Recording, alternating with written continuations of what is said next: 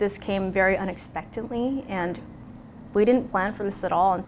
They evacuated their Airbnb rental during the Woolsey Fire, but they came back to find it empty and the rest of their reservation canceled.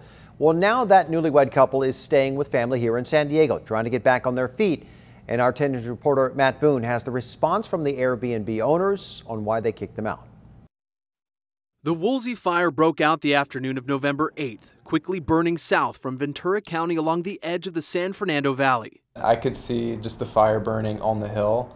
I just saw the smoke, and it was very visible. People were coming out of their cars and taking pictures of it because it was so close. Ben Wells and his wife Jessica were living in a long-term Airbnb rental in West Hills and say they'd gotten evacuation alerts on their phones. They didn't hesitate. We were not trying to check out of the place at all, so obviously things were in a mess, clothes were everywhere. We were just trying to basically make sure we had everything that we needed just in case everything burnt. Their neighborhood survived the fire, but during that time, the Airbnb owners entered the unit.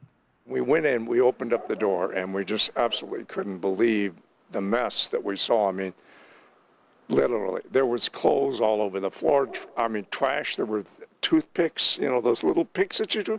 There must have been 20 or 30 of those all over the floor.